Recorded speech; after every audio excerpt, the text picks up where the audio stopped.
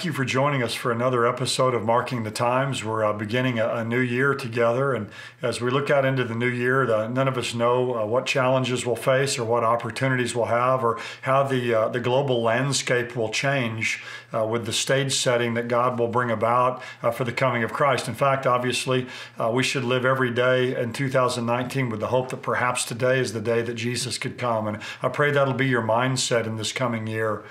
I was doing some reading this last week, and I ran across something that really stunned me, and I wanted to share this with you. It's kind of a way for us to look at this coming year in our own spiritual lives.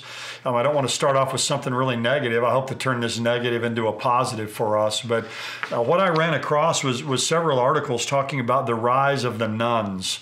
And I don't mean nuns, N-U-N-S, but nuns, N-O-N-E-S. And the nuns are people that have no religious affiliation.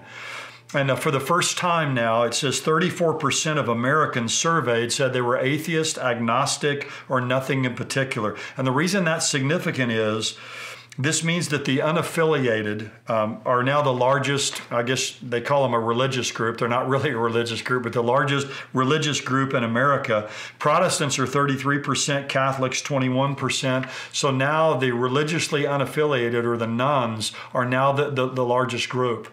And this has come suddenly because I remember just a few years ago that number was in the teens.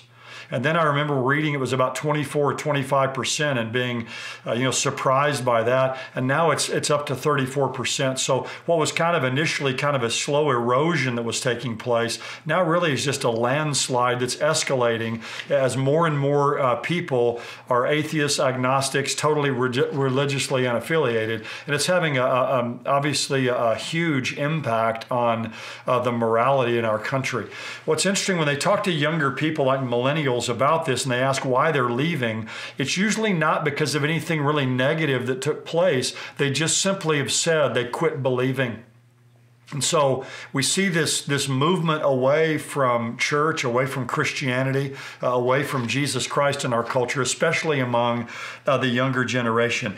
Some have pointed out that really what you have today in our culture is we're more like the first century now than any other time in history, because they were pre-Christian and now we're post-Christian. There's one passage in the Bible that often here lately has kind of haunted me. It's in Luke 18 where Jesus is giving the parable of the widow and the judge there. But at the very end, he makes this statement. He says, "When the Son of Man comes, will he find faith on the earth?" And I look at that and just think, what a statement that is. Years ago, people would read that and think, well, what did Jesus mean by that? But I think we look today, and actually in the Greek, you could translate this, when the Son of Man comes, will he find the faith on the earth?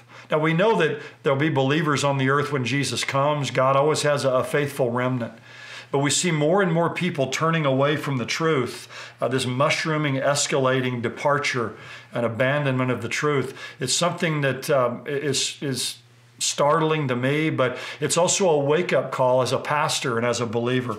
People will say, well, what do we do about this? Well, first of all, let me just say in my own life personally, just this morning in my time with the Lord, at the beginning of this year, I've asked God to give me a greater passion and a greater love and a desire for Him than I've ever had at any other time in my life, for this to be the greatest year of spiritual growth in my life ever.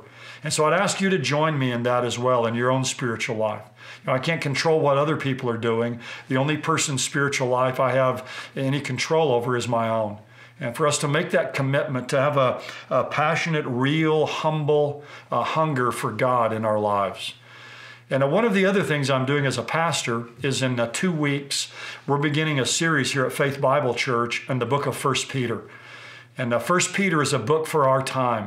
If you read through the book, the people there were undergoing persecution. Now, they weren't being persecuted physically, but it was more what I call soft persecution. As you read the book of 1 Peter, they're being mocked and maligned and mistreated and slandered for their faith. Exactly what we see today as Christians are becoming more and more marginalized in our culture.